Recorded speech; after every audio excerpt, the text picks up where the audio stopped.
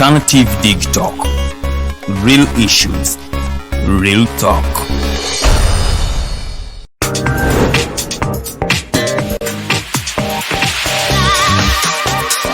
Hello beautiful people, you're welcome to the Snap Talk with your girl Teddy Teangel every Saturday right from 6 to 7. It is your responsibility omwana wo kubeera mu nyumba nga teyasuze bweru mbo bamubanja rent. Koyo kulaba abalenzi abasajja abakunga butuufu tebabuulirirwa nga babulamu. Towerabira nti tuli wano ku the Alternative Dig Talk. Mukwano gwange gwali topic ki wandiyagadde twogereko. Is it about family? You can take your time, look for a job, stabilize, men will come, men will always be there, you will get the men. Bonna goyagala musajja yenna goyagala ojja mufuna. Embaga ketuuke. Bino bintu byasenga na ojja bafuna. Naye ng'oli asitudde ttu yakedde ku makyabbaga nti nsitudde ttu. Naye nga mubutuufu agambye nti gy'akyali muto.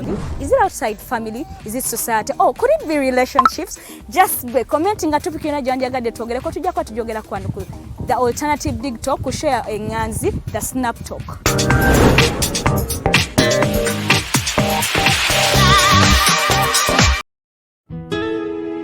Omusajja bulijjo muwa ssente mu kibanja mpola ng'asonda poloti ennungi naye ngenza okutuuka nga woofiisi bulijjo wenteeka ssente baavaawo nadda essimu tebazikwata kyokka nga n'ebyentambula byakaweeregga ebiseera bya covid yengandabye gwe baakubye naye lwaki weesiga abafere lwaki tewanneebuuzaako ne nkulagirira ba praise nze be bannyamba nze ndyokke Praise Property Consultants Uganda Limited bagula n'okutunda ettaka kosa n'amayumba bapunta ettaka ne bakwanguyiza okufuna ekyapa bazimba amayumba kosa n'okuba plan ne architectural design balina plot enteeketeeke wonna w'ogyetaaze ate ku byapa ebya private Miloland n'ebibanja ku ttaka lya Kabaka era bakkiriza ekibanja mpola basange Wandegeya mu katale ka KCCA Southern Wing leve y'okusatu lumu 128 oba ku ssimu 0706 06 ne 0783 823 Hey Ugandans, I'm Lieutenant Colonel Dewa Kiki,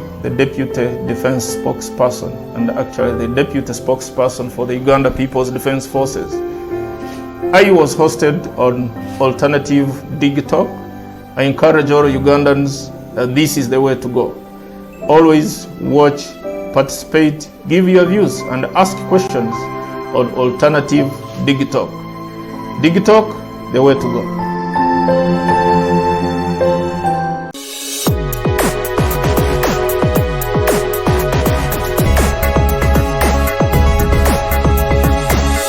The Alternative Dig Talk.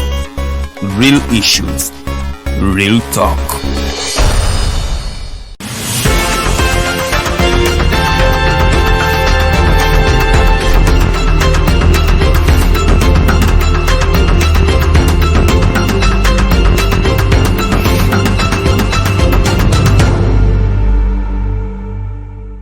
Good morning, Uganda. Welcome aboard. My name is Edgar Mathew Karuhanga. Today is the 26th of August 2021. We are back, we are better, we are live. This is the Mighty Drive Show, and you are at Uganda's first maiden mobile media platform. That is the Alternative Dig Talk. Ladies and gentlemen, thank you so much for tuning in yet again. And we are back. You know, every Thursday what we do, it is the in-house Thursday where we talk about different things. First of all, we have the updates. Then we have the fashion tips from Teangel Nabukera. Then we delve into the environmental tips with Rogers Tulyahabwe.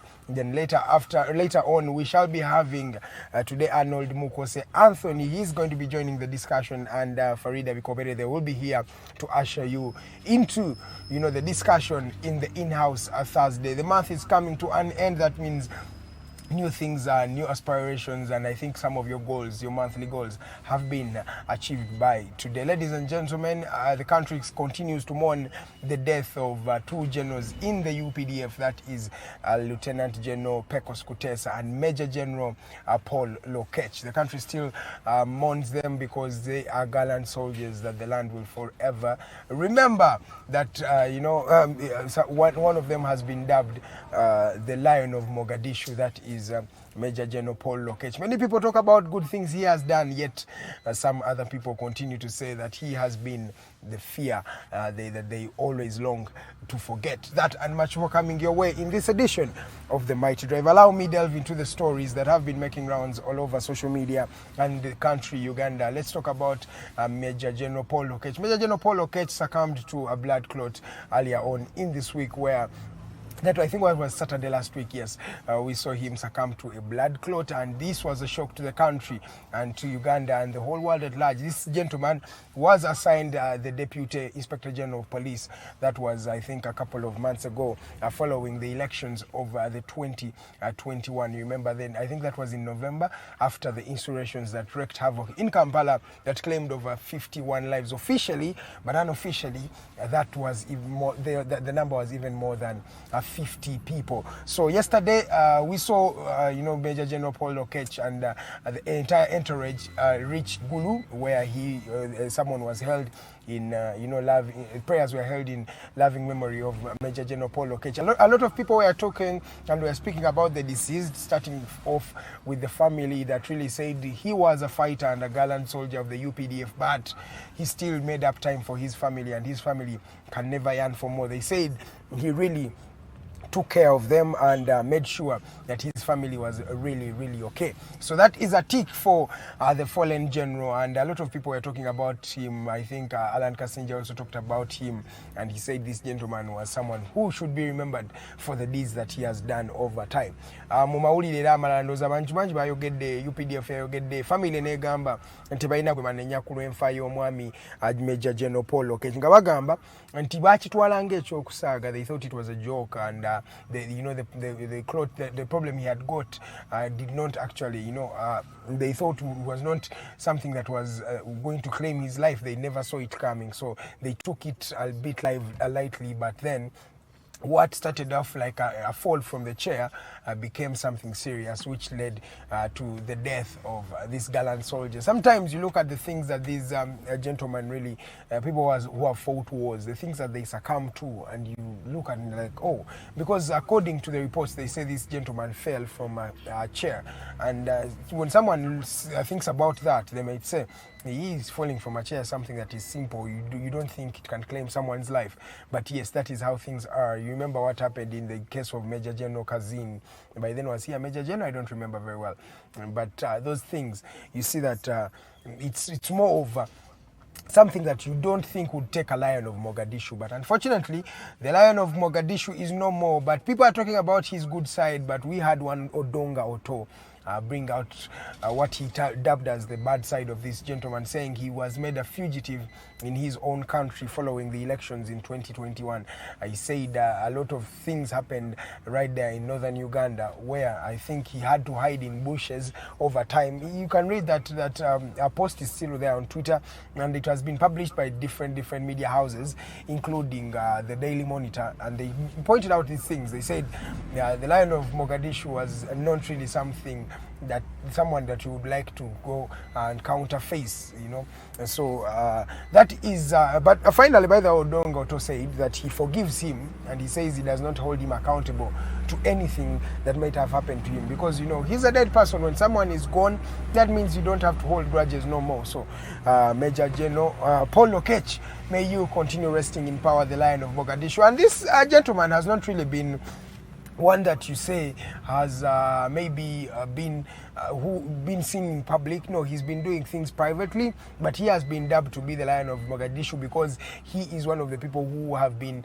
not so good, not so really unserious in battle. He's been a serious leader, and they say he leads from the front, he does not lead from the back. Like a lot of generals really command their battalions from the back, but it is Major General Paul Lokech who's one of those few who would really counter the enemy face on and go straight and be the first to battle his different colleagues. So we say rest in peace, Major General Paul Lokech. May you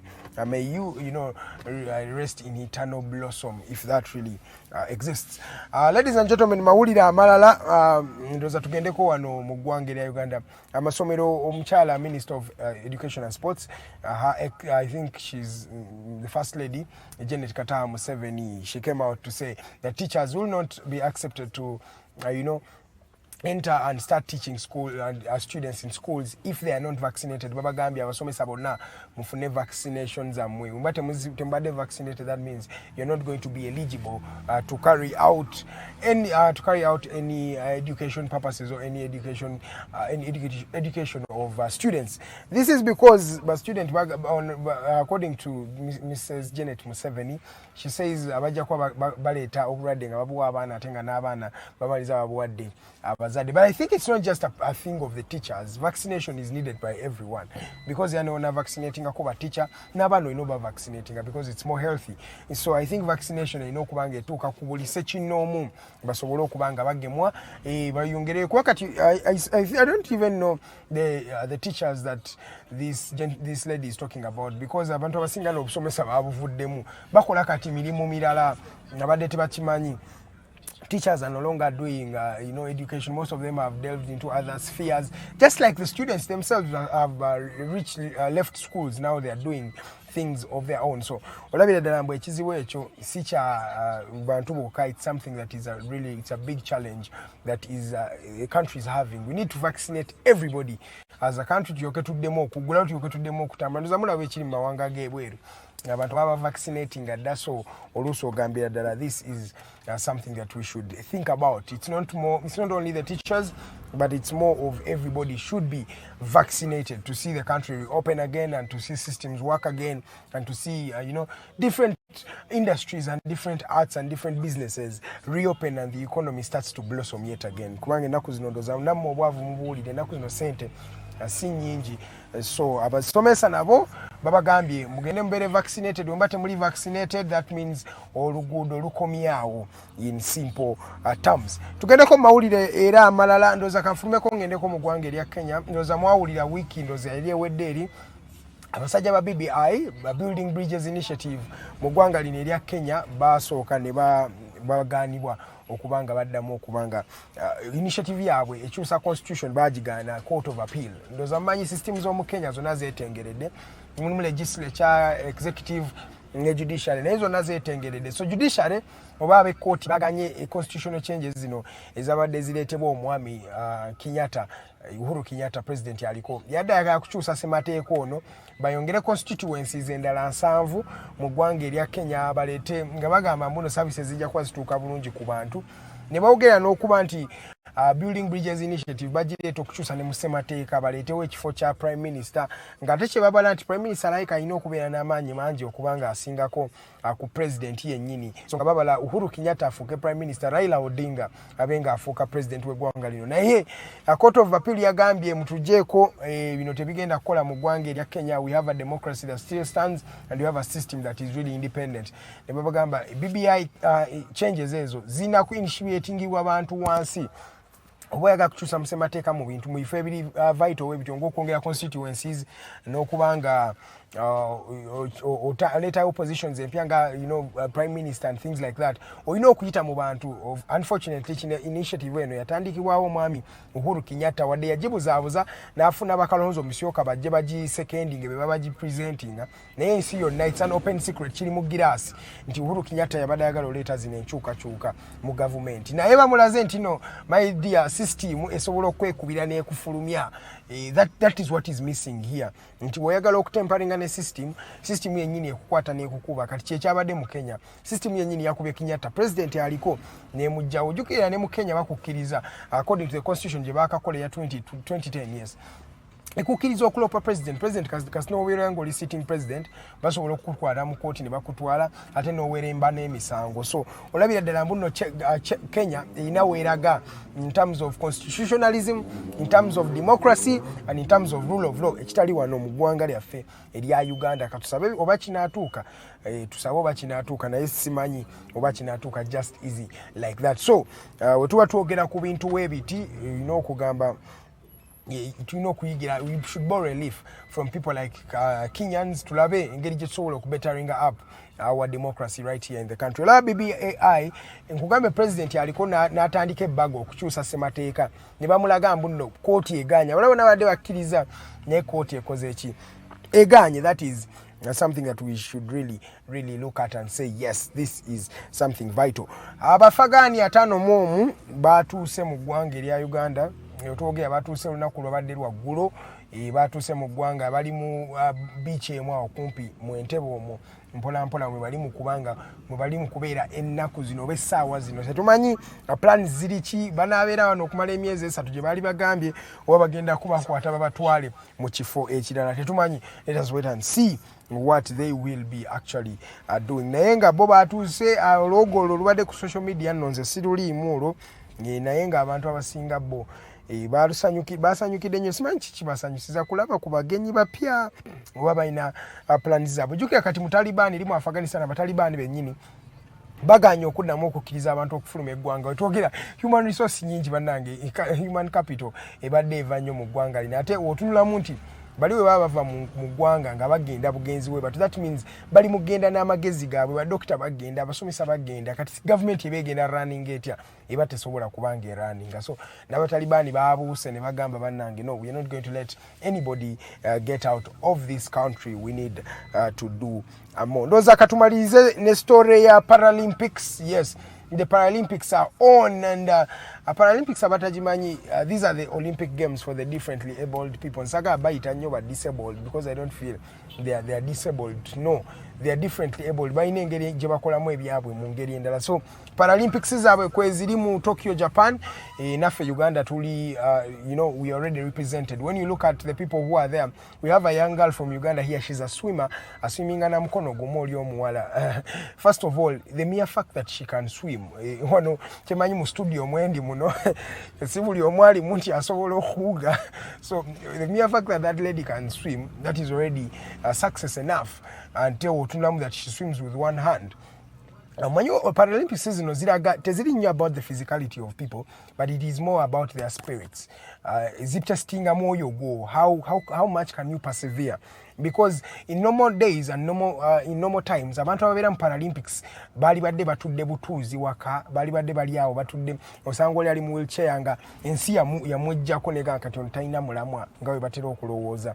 Naye bakulaga nti nno abantu bano balabanga abali disadvantaged ne basobola okuva in their way ne bagenda ne competing mu sports weziti ez'enjawulo. Ekikulaga ki? Kikulaga nti it's the spirit, it's not more of the body. So Paralympics zibeera zinoonya ku myoyo gy'abantu na mitima gyabwe engeri gye gitambulamu. So Paralympics are on. Uganda gyeri kansuubire tugenda kubanga tweddiza omudaali, naye otunulamu bannanga abantu betwatutte, it's not so we don't stand a chance okubanga tugenda kufuna medals zino. Naye it's not all about chances, it's all about showing up. Sometimes you just do something because you need to show up. Or lose, it's not about that you will win or you will lose, but just show up and show the world what you got. My name is Edgar Mathew Karuhanga. We go for a short commercial break, but when we come back, tugenda be on the fashion tips as Teangel Nabukera, Rogers Tulyahabwe jakuba twegattako, and later on Arnold Mukose Anthony and Farida Bikobere be bajja okubanga bakutwala wano maaso. By the way, nga maliriza ndowooza mbadde temundaba ennaku zino, naye waliwo omusomo gwe tuwaddemu nga I was representing the alternative digital, talking about digital security. Kubanga tukolera ku mutimbagano, how best can we protect ourselves? Omwoleso guno gujja training ejja kubanga eggwa I think by today era mujja kuba mundabo lunaku lwenkya full show. We will be the Mighty Drive. My name is Karuhanga, Edgar Mathew at Edgar Mathew Karuhanga on Twitter, at Edgar Mathew Karuhanga on Facebook, and then at the Alternative TikTok on Facebook, the Alternative Uganda on Facebook, and the Alternative Yuga on Twitter. That is the same on YouTube. Let's go for a short commercial break. We shall be right back.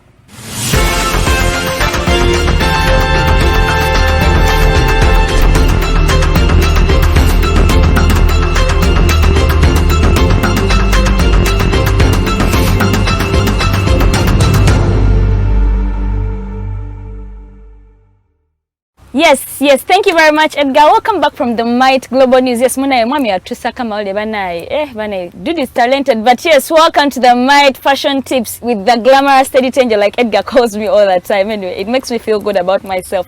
Yes, mukulekayo mwena mwabedi yo wiki manye batambulidde bulungi, and I want to welcome you all to the Might Fashion tips. Yes, together. Fashion as usual. How do you look good? By the way, I believe today I look glamorous, like they always say. I look glamorous. At least I've tried to practice the things I tell you. Into simple makeup, the lipstick, the eyebrows, the what. So I've tried to practice, and yes, today I'm putting on black jeans with a mustard shirt and then a jean jacket with sneakers. And yes, I'm super excited to tell you guys what I have on plate today.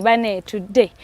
I was very excited when I was doing, when I was going through the fashion things and all that. I was very amused on how I realized that mustard yellow is a color. I mean, besides the politics, whoever that is there and go politics and all that, put it aside. Yellow yadi color nonji before is a politics. Yes, mustard yellow is a thing. Don't I look glamorous in the mustard yellow? Yes, to go question about different people in mustard yellow, and then by the amusingly most of them body blend is with black. And yes, I realized. In our series in they try to have anti-black is a color and here we are. Mustard yellow is a color in your closet, and guess what? It blends so beautifully into no black, no different colors. Mustard yellow just echijayo. As you see those pictures that are going down there, you see the footage again now. You see how people look glamorous in mustard yellow. So ladies, men out there, mustard in your closet. Yes, it's high time ogendo kailibe kanonye kacheke closet. In a day like this, nyakuteka mustard yellow yange mberenga I glow and all that. Yes, it was so exciting anyway. Because back in the days, yellow tiali that crucial kati. You find that mustard yellow is so called black. If you have a mustard dress, ne black dress, like you're yet to blend in one way or the other. Ogenda wa no ogenda kumulimo ogenda kupata ogenda wa yes. It beat a skirt, beat a shirt, beat a t-shirt. Mustard is the way to go. And yes, that alone, before I leave the ladies, anyway, that was for the men and women. Before I leave, let me start with the ladies. Ladies, as amused with the big hair kind of. I'm a person of big hair. Sorry, today I have a short piece. But I'm this person who loves big hair. Big hair, when I say big hair, it's usually curled. It has curls and then it's big, like really big. And I realized big hair, abakazi aba black, like the black ladies. I'm not being racist or something, so please don't misquote me. But I'm just saying, abakazi ngoina that big hair, like oba you've either plaited it or oyambade that wig of big hair. There is somewhere you're going to look glamorous. When I naturally dem the black ladies, molabika bulunji big hair. But how do you accessorize the big hairs? You can have the hooks, which you may call the danglers. Also, danglers ku big hair yange. And then what amused me most is that video that is yet to play, as my producer is, I get to tell you that video where big hair equate a number of things. Nalavie lady, pardon me. Nalavie, I was very amused when I saw that when a big hair equate. I mean, when I say equate etereka. As you see the lady agera kwa akosanga badize aseke mo charger ye ajiteka. So big hair is just so advantageous. You don't only glow, but then ekolanga handbag. So excited. Anyway, that was very exciting. But that all aside, njaya nyingire field yabasajja. Last time someone was telling me, I want this time round as you come on Thursday, talk more about the men, about call about fashion. And yes, I got a very simple clip whereby you are told of the essentials of a man. What are you supposed to have in your wardrobe? Yes, make sure in your closet you have a polo shirt. A polo shirt does not start muzimani the t-shirts, but then they are collared, and then usually yes, so polo shirts zibera collared, the t-shirts nenga ziri collared, and men look nice in these shirts, by the way. Yes, and then a black shirt is essential for a man. You're supposed to have a black t-shirt, like a black t-shirt and then a black shirt, then a white shirt and then a white t-shirt. Like white t-shirts is really essential for a guy. So a guy out there, make sure you have a polo shirt. It may be black, it may be white, it may be whatever, but then you have supposed to have a black t-shirt. You're supposed to have a black shirt, and then let's go to the flannels. Flannels go aliyo inzo zita checked. Yes. Flannels zinomona is the such as sangati olumu ziri checked olumu zina they are sometimes multi-colored, oba zina 2 or 3 colors. Ziberamo over square sometimes. So some of us zita checked shirts. So a man out there, you're supposed to have a flannel shirt. make it a point, closer to your memory. Then white sneakers, men, but you need that white sneakers. But I know men with washing, it's not your thing, but white sneakers on a guy, they blend like extra nice. Then let's say the black jean and then the blue jean. It is essential for a guy. Yes, as you see, my producer is going to be portraying, as you see, they're portraying down there how you're supposed to blend it all. So a black jean and then a black jean and then a blue jean is essential for a guy out there. But anyway, that aside, you are supposed to have a watch. A man, you're supposed to have a watch. Anyway, what haven't we talked about in our previous series? Tugende ku accessories, tugende to how to accessorize outfits, tugende ku bintu bingi. But then I'm here to tell you that that is the way to go, and I'm super excited to see you guys blend in fashion and in style with simplicity. Yes, thank you very much. Yes, I'm here to remind you that you are beautifully and wonderfully made in God's image. A man can be beautiful as well. So thank you very much for this entire session, and I want to inform you that this segment is entirely sponsored by Nita Jewelries or your Gavumenti Teangel. You know, put on these earrings, put on this necklace, yambala this watch, yambala this bangle. Yes, it is all through Nita Jewelries. Thank you very much, Nita Jewelries. Thank you, the Mighty Drive, for this session. What fashion is like. It has been nice talking to you all, and I'm excited to see you blend and blossom.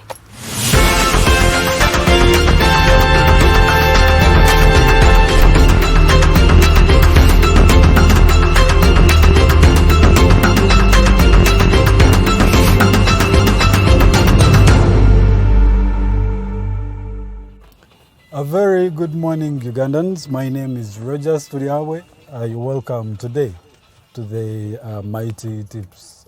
We'll be back from Teangel Teddy. That babe is good, man. She knows what it is called fashion. As in, some of us, we just wake up, you find your shirt there, you're like, eventually,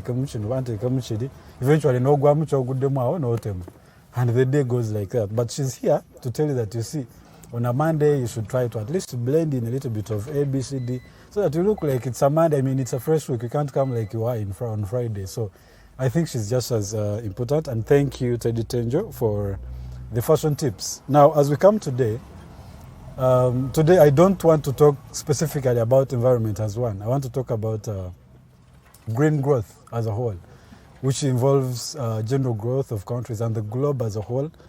Because you see, in the development, the global south, which is the developing countries, those of us, we own a majority of the materials that are actually serving the industries of the global north. The global north are the European countries and the developed countries, in short. So you find that some industries, for example, the trees from the Amazon are basically benefiting, like the US. You find the tech industry in Germany is benefiting from mining from the Congo. You find the cosmetics industry in Britain is depending on palm oil plantations in Indonesia, and a number of those. So you find that at the end of the day, the products and the resources and the benefits are being captured in the developed countries, the global north in this case, and the effects are being felt by the global south, those of us. So generally, what it means is that as we pursue the growth, of course, growth can't come from thin air. It involves those resources being used and for growth to happen in the long run. But you see, if it's not sustainably maintained and you know, looking at the future and the prospects of the future, it's going to be more harmful than good. Because as we grow, yes, we want to grow, we want to come from one place to another, from the ATS to maybe a little bit civilized. You also need to put in context the needs, meeting the needs of the people. Because driving a Benz when I cannot breathe is really not that important. I'd rather walk on my feet but be able to consume that good air. So what this means, for example, is that the countries that are developed that in the global north should have in context the prospects of the developing countries, that when, for example, too much trees are being cut to serve a certain industry in the United States, this country is being given something in return. As they appropriate all these materials and resources, these countries are at least funded to replace those things. I was shocked to read in a certain, it was more like a publication that said the United Nations as a whole, which is a global entity, has an annual funding of $3 billion. $1 to $3 billion. The state, actually the city of New York in the United States of America has an annual budget of $100 billion. You can imagine. Just one city in one state, just one United States, one city, New York, has $100 billion as a budget annually, and you have $1 to $3 billion for the United Nations. I mean, it's a shame. The UN benefits the whole globe. It's the one that holds countries accountable, that upholds human rights, that fights for the people, for the well-being of the people, for equal, even well-being and even development, so that one state is not using the other, this one grows at the expense of the other. And you find it has just that funding, and then one state has that much funding. I mean, it's just a shame. And that is what is being done, as we want to admit, whether we admit or not, that's what is happening. You find the resources are being appropriated from here, they are all taken to the countries, and this country, for example, is going to suffer. There was a publication from the University of London that said that 92% of the global historical emissions are from the global north. 92%. That means 92% of the climate damages, for example, that is felt globally is because of the work of the global north. A few countries in the world are responsible for all of the damages that is felt worldwide. Now, the problem is this. In that country, for example, part of industrialization, if you have these films, you have all that, and those are affecting the globe as a whole. But as the resources are being appropriated, for example, if trees are being cut down and those timbers are being taken to those countries, you find that these countries that where the resources come from, the global south, the developing countries, you find that they are suffering, for example, drought. You know, the effects of deforestation are only felt here, as opposed to the other side. And now, as we are feeling the effects of deforestation, the effects of industrialization affects the globe as a whole. So it's more like double jeopardy. We have the effects of deforestation, and then we have effects of industrialization when we are actually not growing. So the other side only has one problem with industrialization. If it's air, they have just poisonous air, but they don't have that much drought like we feel here. So it's not fair. So the solution, in my opinion, would be that as we pursue growth and the GDPs and national and country and global growth as a whole, we try to put in context the measures that we have in place, that if we take something away, we replace something, and we have an even achievement and even benefit. Because, for example, that especially works for the developing countries, because for us, the growth is still a little bit. So it's possible to think about the needs of the people and put them in the context as we grow. The only problem with that is it does not especially apply to developed countries, because for them, the more they grow, the more the pollution and all those problems. So the only thing to do is to probably abandon speedy growth, you know, and capital accumulation, as they favor the basic needs of the people. That the people's lives are at risk, so let's reduce the capital accumulation. We stop being that ambitious. We focus on one thing at a time, as the people, the life of the people is not put on the line because we want development and development after development. Because too much of everything is always bad. You want a development, but in the essence, it's destruction. And you find you cannot live because you want to sleep in a very good apartment. Yeah, that is what I have for today. I thank you so much for being part of the Alternative Dig Talk. First of all, you don't take it for granted. Every one of you sacrifices a little data every single morning to come here, and the other shows, of course, not only Mighty Drive. We thank you, and as we do our part to develop this nation and this world as a whole, we appreciate that you are part of that, and we welcome your views as we also develop. We want a collective growth, not just a few of us. Now, I want to take it back to the Mighty Drive team. Farida Bikobere, that glamorous lady, is always here, and she's beautiful, particularly today. And she has done makeup, as Teddy has said, and she's looking very good. You're welcome, Farida Bikobere. Rogers, I've been beautiful. I am always beautiful. Don't say particularly today because I've done makeup. Now you are referring to my beauty to makeup. No. You're actually saying without makeup I am not beautiful. It's not good. Can I try to explain myself? It's not fair. We're trying to fight for democracy. No. I said that as a lady, as a lady, you need makeup. And you have done that.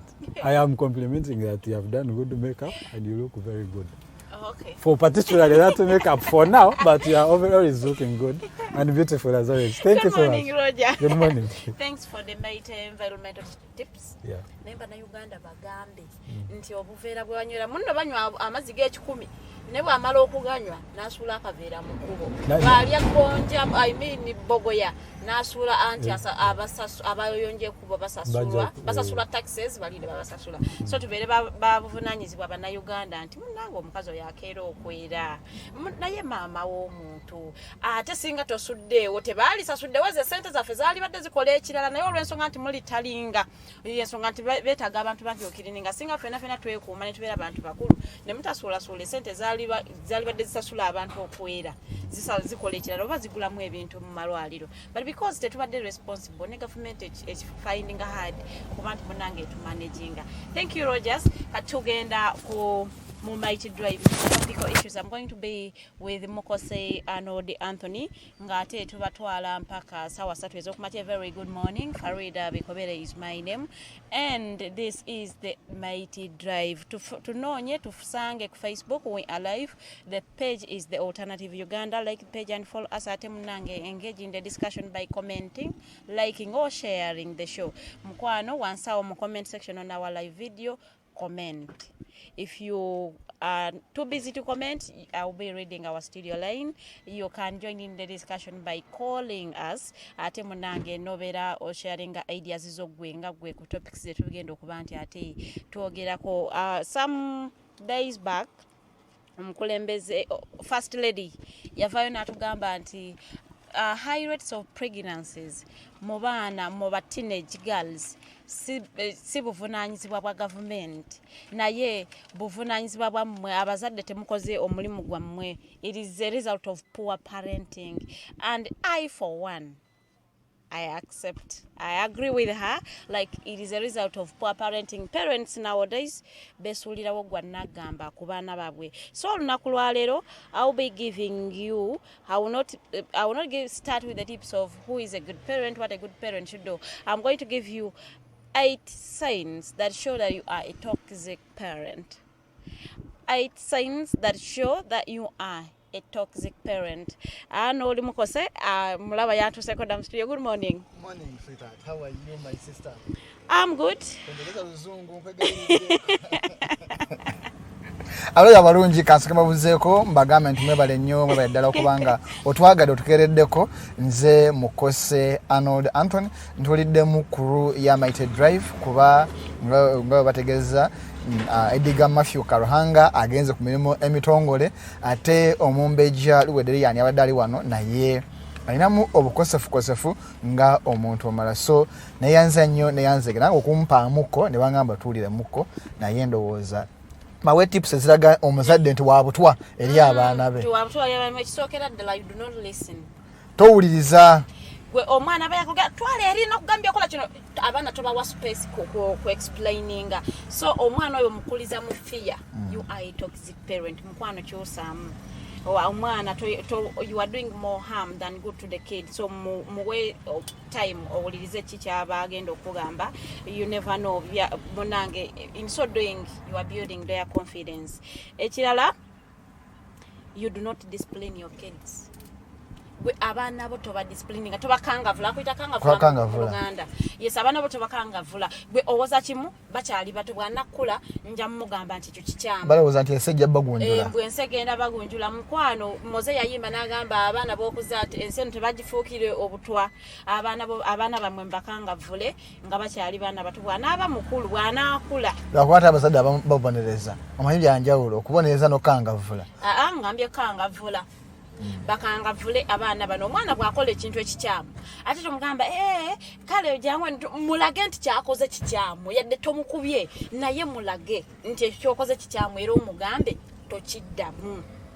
naye abaana bwe bakola ebintu notamunyega after she's young vayo you come here okay give me like last time twali tulabanga abantu commenting nga Zaria sharing ka video ke ne omwana bwe omuwala ndoza because she's the only girl amwagala nnyo nga ali mukola live agamba abantu bali mukubabbira ku page ye nga betese mu kifaananyi kye nti bazali so the kid yalemera mu video ngamba you go nganga no I should also be part of the live video bichi nga buli omagamba that is poor parenting if oba omwana tasobola kuwuliza namanya nti mata joyogera keri serious so tugamba abantu abaana mubalage ekikyamu nti kiba kikyamu nga bakyali baana bato you do not give your kids personal space. You do not give your kids personal space. Like abaana bo ne bwaba ali ye omwana atudde yeka ali mukola bi okola kyeyo jango tule wano wenkulabira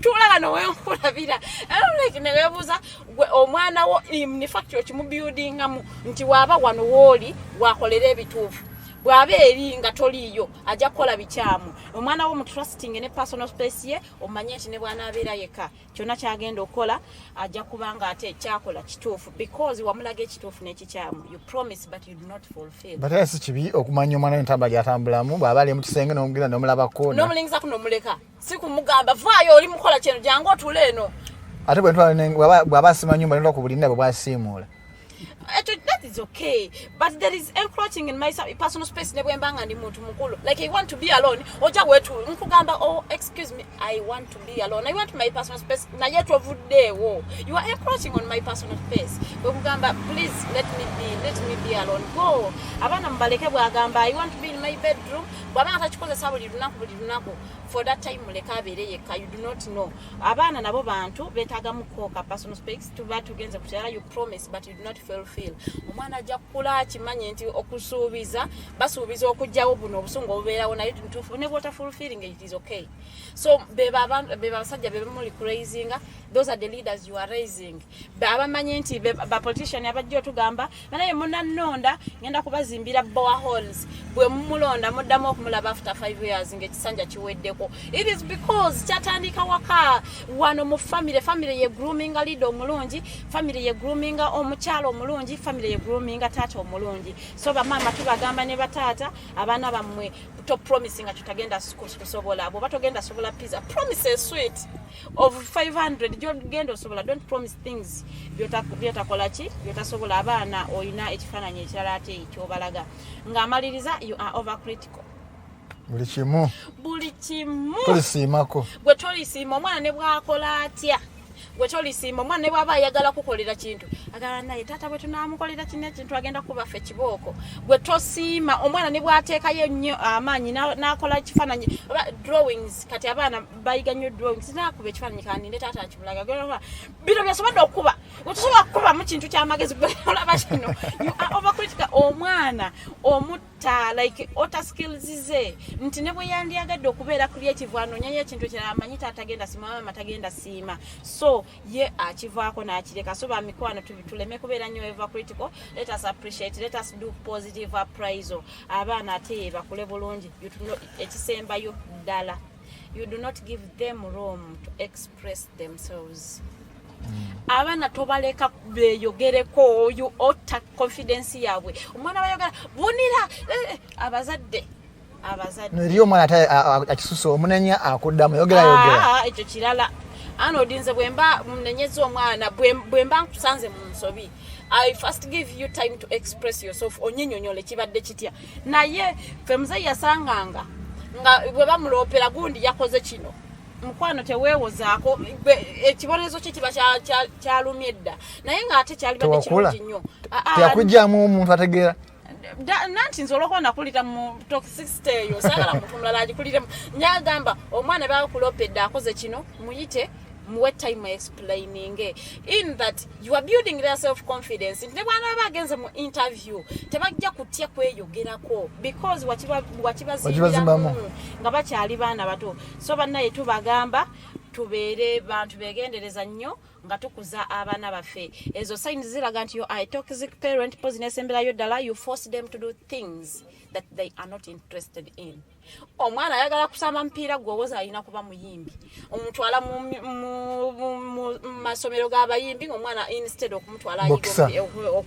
ayiga omupiira so tugamba yadde olina kyomwagaliza era kuyiga mubazi ogamba dokita gwoyagala abeera omusawo naye nekiri muleka akiyige kuba kyalinamu passioni mutwale mu direction gyoyagala naye mulekerewo space egenda ate ayige ekirala ye kyawulira kyayagala nti okay omwana wo oyagala abeere musomesa naye alina passion mu kufumba muleke omwana ayiga okufumba mwe muwoza mbu abasajja tebalina kubeera bafumbi omusajja ofumba naye nga be bachefs abasinga mu hotels chef omusajja be basinga obungi mu hotels abakazi basinga okufumba emmere ennungi so tubagamba omwana muleke akole passion ye yadde gwe olina kyoyagala mutwale mu direction yo nti njagala abeera omusawo naye mufundeyo classes eza catering waba kyayagala oba football bwagayagala mulekerewo ate agenda akole ekyo kyayagala. It is the mighty drive. Those were tips for a toxic parent. Mukwano kyusaamu omwana gwokuza tomwekuliza omukuliza community omukuliza ate future generation okuza ba leaders betugenda okubeera nabo okuza aba parents abo maaso so munnange beera mwegendereza nnyo olunaku lwenca nja kuba nkuwa munnange good parent abeera atya tubere tuleme kulenya nnyo government. Sometimes the problem is ours ne tuji pushing ku government so tujja kuwaayo are you a good parent or not olunaku lwenca olwaleero tubadde tukulaga toxic parent ya Teangel muwulira toxic I mean a toxic relationship I am toxic mutamanyi so mbadde nkuwaako obubonero obulaga nti a toxic parent olunaku lwenca tujja kulaba ye omuzadde omulungi abazadde abalungi tukola oba tukola ki. Mukose Arnold Anthony, good morning. It is the mighty drive. I welcome you. I am happy to be having you a show that is not from Langira. But we are going to be discussing topical issues. Last time one of my friends, he works somewhere, he's a lawyer, texted me and he was like, could you please stop discussing things in Uganda?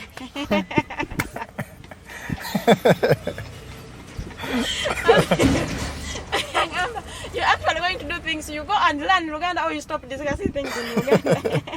Now, katukolechi abaluganda bagamba yoruzungu is too much. Abaluzungu bagamba Uganda is too much. So anyways, kasafu kanyama and balancing and bending tulabe nti buli muntu afunamu Oluganda afunemu no oluzungu afunemu. Nakati yo abuzubu kati nganzi. Oluzungu sibutegeera. Nasoma asijagama sasomako. Nasomako. Nasi oluzungu lwo. Wasoma. Ebintu ebyawukana yasomako ne yasoma. Byawukana yaddala nno. Bad black yasomako. Gwe wasoma. Kati PhD. Yasomako abate yamala. Wabaita aba PhD. Ne ba professors nange ngenda. Iyi nanti ebyo byawukana. Bwe bayita abasoma. Ngate bawudde mu obolina masters obolina bachelors obolina PhD. Engagina na wa certificate abaya soma. Engagina masinya 6. Ngaleta kale Uganda igamba masinya 6 abaya soma. Nasoma. Oba wasoma munnange. So sagala nnyo ate atasomako alabe nganzi gwagirega. Bw'ogamba nti tewasoma ojja kulemesa ono ali mu kusoma. Alowooza nti owa PhD yekka aba yasoma. Sitentegeezezza. Nagerako ku ssomero ne mpitamu mu ssomero. Naye oluzungu luno balukakanga nnyo nga bangamba banyambaze okitegeera kati ate nze bagamba ngamba gumba lya mbizi kati awo Edgar Farida gumba. Anyway. I remember lumu bankwatako nga ndogera haya ne bali mpanzo olwo nadduka mu ssomero n'enzirayo wakanagaana ne bangamba ddayo leeta omuzadde. In fact kirabika tebyali gumba lya mbizi but the fact nti batugamba nga nti gumba lya mbizi ekyo kajonga kyokka oyogera oluzungu ebyambala sobola kulyambala ne bwe bankwata nagaana ne banzayo waka sobola kwambala gumba lya mbizi naye nga olunaku lwaleero tulina topics zetugenda okuba nga twogerako aba Afghanistan bayingidde 500 atano muomu abantu atano muomu betulina mu Uganda tusuubira abantu 200 naye wenyini awo nga tunatandika topic eyo ndowooza kanso kenzijjo mention then tugende mu kuwummulamu bwe tukomawo tandikire awo wenyini abantu baffe tubawenga tetutemyemu amambe mulugunya mama akatandika atesemanye muzemu bino muzemu biri so nze ndowooza nti kaisoke tubawe mention eno then tubategeeze nti ensonga ya makulu ya amaanyi so tulina okugiwa nnyo obudde naye tubategeeza nti gwe ayagala okugula ettaka eriyo bano bandi bweru simanyi banzi bako sente naweereza abooluganda naye sente zaatuuka ne bagamba ngule yika bangule afiika tugamba nti ekyokuddamu weekiri era twakifunye aba Praise Property Consultants Uganda Limited bano bagula batunda basurveyinga bagobera ku byapa bakulaakulanya ettaka gwe buli kyolowooza ku nsonga z'ettaka naye nga oyagala kulikulakulanya oba oyagala kufuna ttaka aba Praise Property Consultants kyekyokudamu kyo era bagamba nti bo webali nnyo bano nno basangibwa Wandegeya ku katale k'Ewandegeya teyatakamanyi era teyamanyi Wandegeya tamanyi katale k'Ewandegeya akapya akalungi aka KCCA naye bali ku South Wing room 128 bano bagamba nti gwe kyoyagala oba yagala yiika oba yagala kiteya oba yagala ploti oyagala chapa oyagala kusavinga takalyo oyagala kufuni ampapula ku biwandiiko by'ettaka oyagala olina ettaka oyagala dikulakulanya mulimu ensozi mulimu amayinja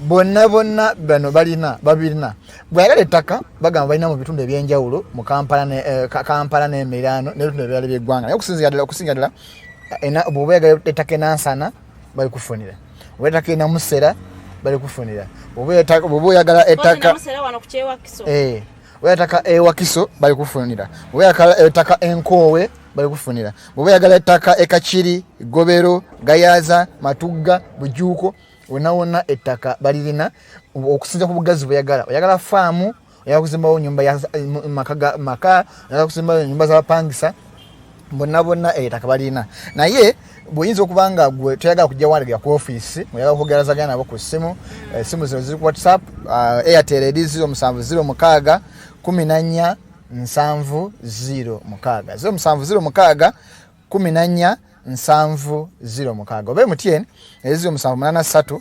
82 19 18 0783 82 19 18 nabo inaba Praise Property Consultants Uganda Limited abasangibwa Wandegeya mu katale South Wing room 128 kasoko tufune okulendula amalombe tukomewo then tandikire ku nsonga eyo kuba abana erese ebigambo bingi eri bannaUganda n'ensi yonna.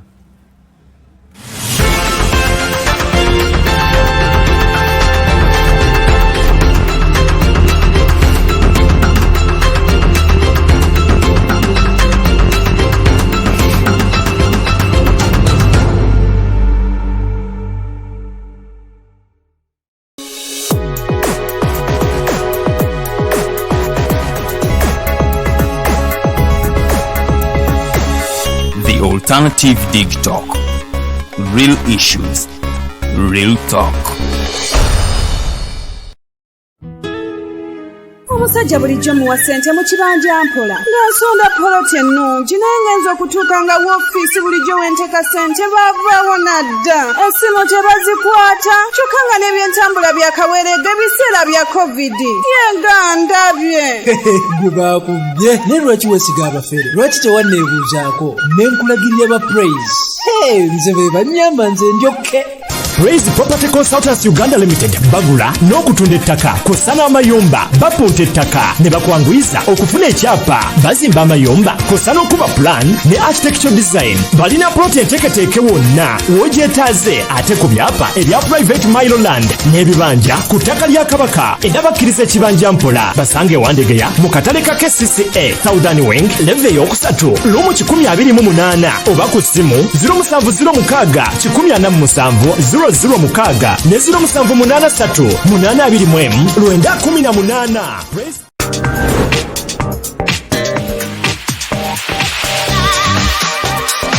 Hello beautiful people, you're welcome to the Snap Talk with your girl Teddy Teangel every Saturday right from 6 to 7. It is your responsibility omwana wo kubeera mu nyumba nga teyasuze bweru mbo bamubanja rent. Koyo kulaba abalenzi abasajja abakunga butuufu tebabuulirirwa nga babulamu.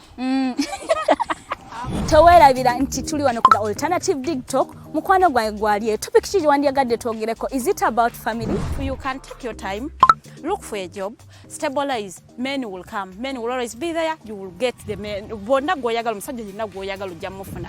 Batandise dokuna. Embaga ketuke. Bino bitu byasenga na ojabba funa. Naye ng'oli asitudde ttu yakedde ku makyabbaga nti nsitudde ttu. Naye nga mubutuufu agambye nti gy'akyali. Akyali mutono. Is it outside family? Is it society? Oh, could it be relationships? Just be commenting nga topic yona gyanjagadde twogereko tujja kwa tujogera kwano ku the alternative dig talk ku share enganzi the snap talk.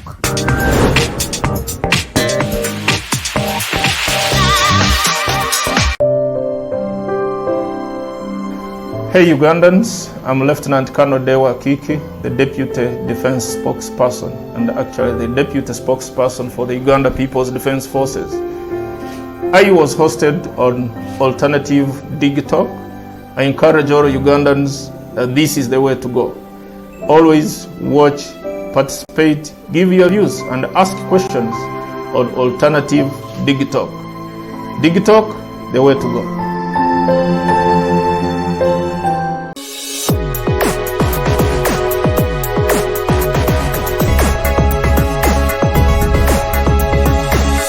The Alternative Dig Talk.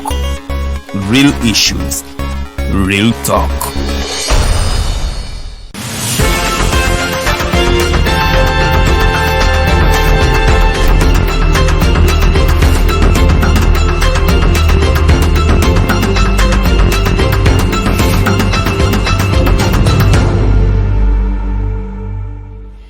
It is the Alternative Dig Talk, real issues, real talk. It is our second hour of the Mighty Drive.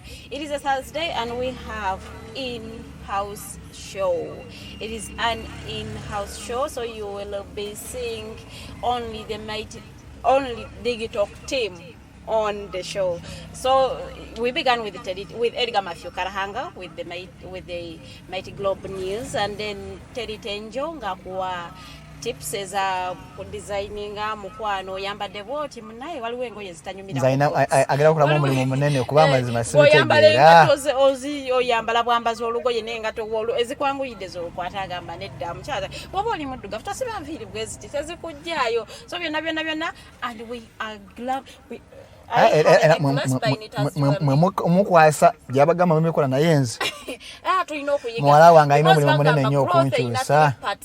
Growth you will have to learn, you will have to relearn and unlearn. So munange fe tenjwa tugamba bwoba okutte enviiri munayi no yambala olugoye bweruti enviiri zikwatire emabega bwoba oyambadde offshore enviiri ziteziike ngamba kale tendi bwe kasita oyogera fe tukola naye ng'ate tubadde munaye ndi designed by Intas Jewelry necklace okalaba bulungi nnyo. I'm not a woman of earrings, so yeah. you will rarely see them. Zizanywa simanyi black we to black what Africa didn't begin with slavery black yeah I love it so munanga ne lwenzambadde azinga ateka ko necklace tazige bolwe ruterugenda nyuma nga tuyambadde so banaye munonyeko Intas Jewelry on Instagram, on Facebook. Muwagire, let's support a hustle.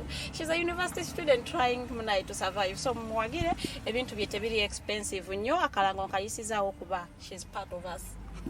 Sija mucharging akalango, she's part of us. Munange yogenda tukubirako. It is our second hour. You will engage in the discussion by calling the studio line. It is 789017145. Mukose Arnold Anthony kubango tusomera Airtel 0759. We got an Airtel studio line. Na baba dete mwagala kuba ku MTN. You are sorted now. We have an Airtel number. So Mukose right now basomere Airtel number that tuna introducing Airtel is 0759 132 310 0759 132 310 yakumbuza kunkuya chire bachita bakuta kuya chire 10 310 zero musanvu tano mwenda wazikwasiza satu sazikwasa kuzoga bili njazi kwasa tofayo so zikwasa okay zero musanvu tano mwenda 13 abiri musatu 10 insobola zikwasa mama wako wali na speed bane mutwala speed so ananga aba Airtel omuli sorted musobola ate namwe okutukubirako. I think someone was trying on our line confirming oba enamba gyofunye entuufu nato kuba kati because you do not know what we are going to discuss about, so genda kubanga otukubira nga otugamba ki Linda topic to introducing and then you will call in and engage in the discussion. Mukose Arnold Anthony abantu 5 mugumu abava mu Afghanistan. Abafagani 5 mu bayingidde. They are in Uganda era bali housed in Tebe. Awo mu hotel kati bannaUganda kyaloizinze concerns nga abantu bagamba bannaUganda bakyali mu Afghanistan. Priority yandibadde ki? Kujjayo bano abeeri ewaabwe oba kujjayo bannaUganda abatali waabwe basooke babaze ensi eyina kukola ki, ensi nga Uganda yandibadde esooka kukola ki, kusooka tuleeta aba refugees oba kuleeta abaffe abali eri okubakomyawo okumeka sure nti bali safe then batusooke batandike okulaba oba basobola okuyamba oba tebayamba. Gavumenti zonna naddala yaffe e Uganda egamba nti ekuuma bantu eriwo kulwa abantu n'ebyobugagga byabwe. Abantu bava na Uganda oba oli mu nsi ki naye ng'oli munnansi then government evunanyizibwako kyenkanyi. So lwaki kyalese mixed reactions nti abantu balowoozeza nnyo ku government elowooza nnyo ku byenfuna naye netalowooza nnyo ku bantu baayo. So awaviridde ebigambo ebingi okuba nti abantu beebuuza kikakodyo ki akali emabega kokuba nti government elowoozeza nnyo ku bantu abagwira abaliko akasente okuva mu America ne UN.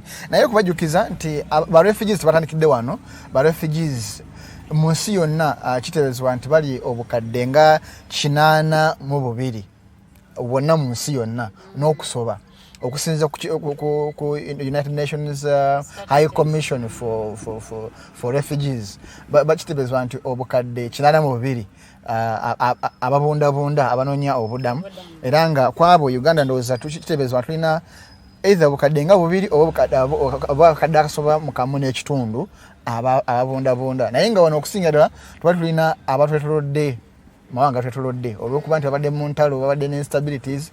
So Uganda yemu ku mawanga mu Africa agasinga okuba oba okukyaza abanoonyi b'obudamu era nga bagirankinga among the best countries abasobodde okwata bulungi ababundabunda ne babalabirira era nga bagamba nti Uganda is one of the happiest and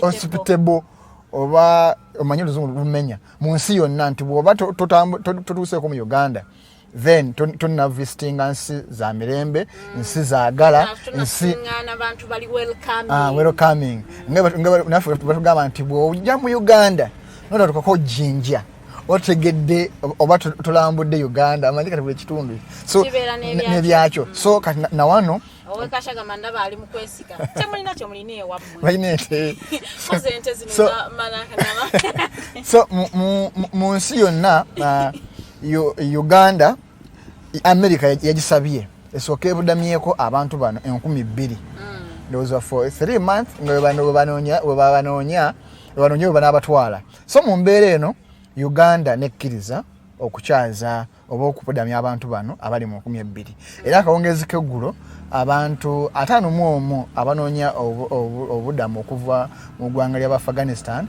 batuuse ku makya naye bwe batuuse bannamawulire bagezezaako kubuuza abakungu ne minisita nti lwaki ate abanauganda tebazze kuba kiteeberezebwa nti abanauganda abawerako yo gavumenti egamba bali 2 naye okusinziira ku bigambibwa nti abanauganda bali mu 100 naye bakyalemereddwa okuggyibwayo okuleetebwa eno n'emesi bagambye nti bafunye obuzibu okubaleeta olw'okuba nti okutambula okuva gye bali okutuuka ku evacuation point nti entambula nzibu olw'embeera ey'ebyokwerinda. Kati abanauganda beebuuliza bo bano ababundabunda basangiddwa ku kitundu awo nti okay for example evacuation point ey'Entebbe bebalese bonabona b'Entebbe nobayinza okuba nga batambudde ne beesolooza mu kitundu kyekimu.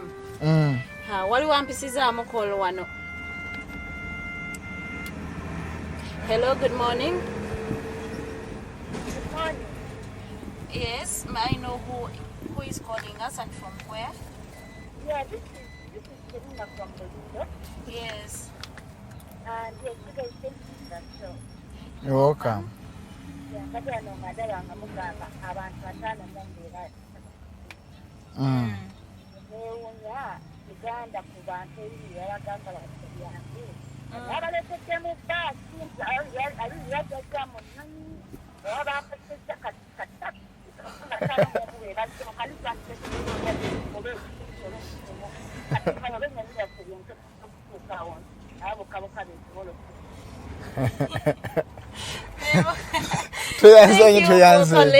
Ekibuuzo kituusa bulungi.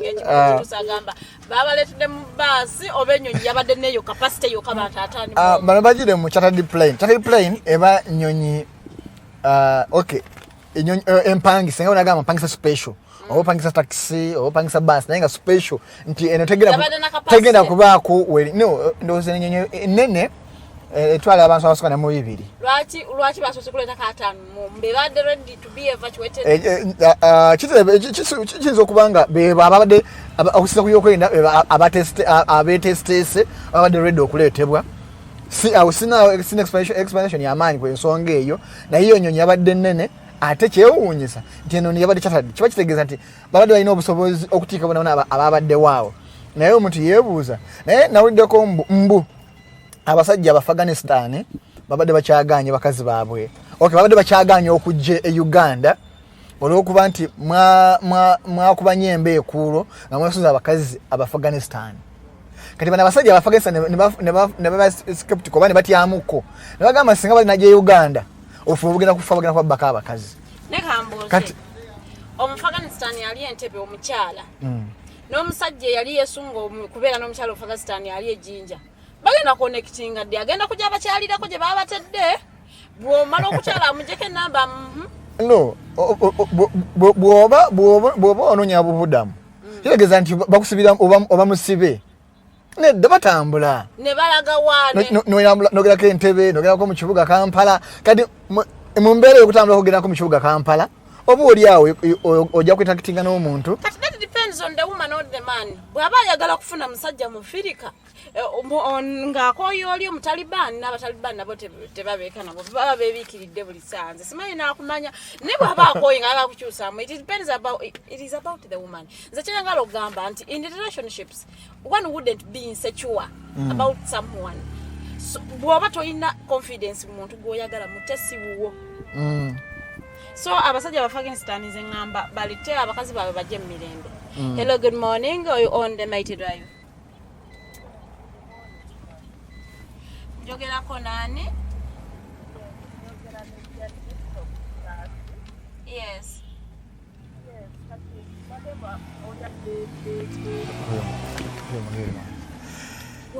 Hello? Musonyi katono nnyo addamu okube munnaffe esimba lyongi lwaki obuuseeko but addamu okube tusonyiwe okubanga ovuddeko. Obadde kyagamba? Mbadde nkyagamba nti abasajja baleke abakazi baabwe bajje if it is for peace. Hello? Hello? Hello, good morning, Animated Drive. Hello? Simu yo mukwano. Simu yo nonyako network atono nnyo kuba tetukufuna. Ndowooza ajja kuddamu atukube sooka mugye katono nnyo ajja kuddamu atukubire bamikwano okuwa omuntu obuddamu tuba tetukoze kibi. Nze where the point is nti Uganda yalibadde efaayo nnyo ku bannaUganda abali eri okusinga okuleeta aba Afghanistan nga n'abannaUganda bakyakaaba. Ndowooza ayisizaamu. Hello, you talking to Farida? This is the My Drive.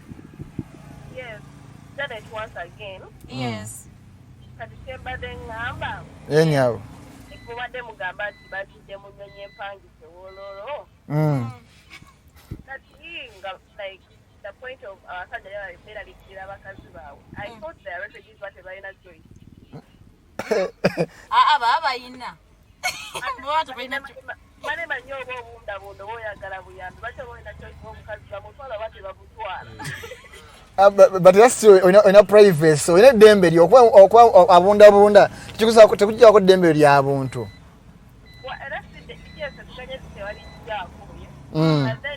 kubanga bagambe mugenda mwene. I thought for them right now they have no choice to beetaaga eki. So bw'okyaza omugenyi nga anoonya buyambi omuwala bawo n'amubba aba talina choice. Kakano okuba tolina choice kubanga omukazi yaba agenze tekeba nabo okuba abakazi baba beerali. Laira kati mbuuza so ogamba bajje oba babbyeko abakazi oba tebababbyeko for as long as bataasiza obulamu. Anti it's not that bababbyeko. Right now I'm saying tebalina choice okutegeera beetaaga we babeera. Balina choice okukyusaamu obutagenda Uganda ne bagenda mu nsi endala. They just need where they like we balina okubeera, right? Yes too. Yes. Okay. Otegeerekese bulungi. Agamba bo tebalina kubeera na choice lwa nsonga banoonya kutaasa bulamu. So abakazi babatutte baba tebabatutte for as long as you are alive. Asiba kiri. Mumbera. But are they trying to insinuate that Ugandans lack women? Ugandan men lack women? No, actually ekyo kibuuzibuuzi kyava mu Uganda Senior Men's Association. Anyway, kibuuzi saga kiyigera mu nnyo naye baba beebiikiridde so ebintu bino ebyasimanyi twaga transport njagaza ya time njagaza data simanyi mpereza za bizigo so kati awo simanyi but kibuuzi kyabagwagwa no ekyo kibuuzi kyabagwagwa simanyi abeeta basitinje omukazi alina okuweebwa bwoba olina obusobozi so eyereka okuba mboozi our reputation is far buli lunaku omanyi tukola ebintu ebimu out of excitement naye nga kitukosa international relationship ne image reputation eyaffe ebeefa tulowooza nti tuli fane naye ekifaananyi kyetuwa amawanga amalala gye twetundamu it not only destroys our image but also the economy. Nti omuntu yalize for example nga mulambuzi okujjako ng'ajjanga naye museegu ng'agamba okay banagala beewaana kangende nange mbalabe kibeewanyisa mpozi naye babanga azze nga ekimuleeta nsonga z'amakulu ajja n'agamba watyanga ngenze mukyala wange watyanga ngenze n'omwana wange like mumera bwetyo so nze ndowooza nti ebintu ebimu tubijjemu nnyo okusaagirira tubeere serious ku nsonga zino ezimu kuba twogera ku bulamu bwa muntu bw'abanga kitwegesiganye bw'abanga omuntu anoonya buyambi anoonya abundabunda tekimuggyako eddembe eryabuntu era eddembe ery'obwebange ng'eddembe okuba n'omukyala we eddembe kubeera singa bakukwata nga obyo mukomufagani nabagenda kuvula n'amateeka ga wano so nze sirowooza nti kyali kisanyusa nnyo nti abafagani abasajja tubabbe singa n'abafagani nabo bajjanga beesuza okuba bakazi bammwe nga mukazi obadde omwagala nnyo omufagani n'amukubbako naawe nawulira bulungi kuba bino ebigambo byogera basajja abatali bavunaanyizibwa nga yakimanyi anytime oba mukazi oba mutwala oba amulekawo yesu wavunaanyizibwa ye ogugwe afuuka kanyonyi akagenda kasojogola buli kukibala so no it is because here in Uganda topic bwe bakugamba statement baleka ekinyusu kya statement ne bakwatirira akantraction union ate ne katrendinga I do not want to say it is because of the unemployment no because omuntu ali unemployed aba yasomako meaning oba osobola okunoonya ekituufu ate sibi atalina mulimu nti mugwagwa osanga alina omulimu nga mugwagwa I don't necessarily abantu okola ebyekisiru I do not want to agree with that statement naye kyeŋŋamba nti bannaUganda tugendere nnyo ku kintu ekikola amakulu tebabagambye babaleetera ba Afghanistan 2,000 babeera ba Afghanistan bafagani 2,000 focusing ku nti okay babaleeta it is okay obusobozi tubuyina obusobola ate nze ndokuba bannaUganda tetulinayo bannaUganda bali mu Afghanistan zazibadde ensonga those would be the issues you would be discussing oba sekyo there would be the issues you would be actually tweeting on Twitter instead of you focusing on manya ngenda funayo omusajja omufagani manya laba omwana w'omuntu I mean it is just idleness it is showing a bad image as Ugandans you actually do not have anything to do apart from clouting around so tubagamba ebintu mutunulire ensonga ezimu nga za mugaso nze nalibadde nsuubira mu Uganda okugamba nti bagenda kutuukirawa business gye nsobola okukola okutapinga amafagani bano mmere kye basinga okwagala ngoye kizibazo like omanye nti bwe babaze eriyo beribes neyagalide waliwo omukyala yafuddeyo n'agamba nze nali nkola obwamaidi mu Saudi so mmanyi okufumba nze mbadde nsaba empa omulimu gw'okufumbira ba refugees abo kuba mmanyi emmere yabwe gye balya ate I know how to cook it because I've ever worked. That's a good Ugandan. I think a positive opportunity mu situation nti mumbere wo eyokunyigirizibwa bali mu nnaku naye anoonya kalimu kuba amanyi ndoza yali bade debate nti fenna tufokasinga nti how do I gain as a Ugandan what twagala nti Uganda ebaddewo ng'ekuŋŋaanya obange ebudamya abantu abo nti n'abamu ku batukulembera olwaleero n'abamu akulembeze batulina olwaleero bava mawanga amala bajjanga abasade baabwe bajjanga abundabunda ne bafuuka abana Uganda by birth nti semateeka ebakkiriza okwa mu Uganda ne beesimbawo ne balonda ne bakulembera nti kino si kipya nnyo naye nga ggwe omuna Uganda obaddewo otya noono omuntu anoonya obudamu omufunyeemu ki otaddewo mbeera ki bwe banga okay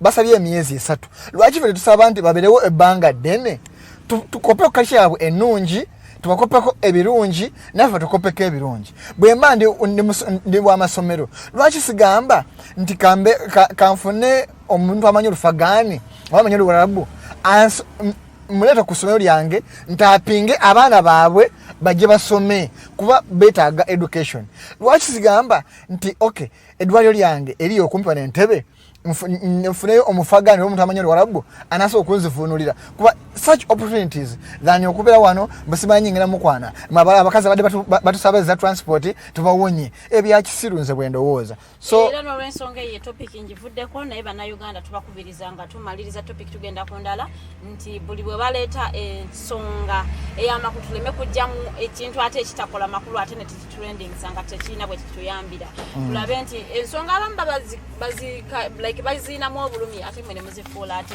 zakuzanyiramu zakuseka ne mukifuula omukyala yagamba nze nali ndi nayivu bantwala process by process nga sibitegeera ate ne mukifuula ekintu ekyokuseka ne baleka ensonga y'amakulu eyali emulajanya oli bamuggyako omwana we bamugja oli ayagala full custody ne muconcentrating ku kintu ekyekisibu so bannaUganda vitu bagamba fine tumanyi emirimu si mingi wane eno buli omu ayagala atryinga kubeera funny mu ngeri ye afuuke comedian ku social media naye ate tuleme kufuula ensonga ezirina ekinuse ate netuzifuulamu comedy ewiiki ewedde list yafuluma NGOs 5 nga bazisuspendinze bagamba ekisookera ddala tebasasula musolo naye nga weebuuze bwe muba temusasula musolo really nga muoperatinga I think tubeere bannaUganda yadde tunenye gavumenti nga naffe obuvunaanyizibwa bwaffe tutuukiriza tunenye gavumenti tujja nenya gavumenti nti waliko abantu abamu ababenefiting amuzino NGOs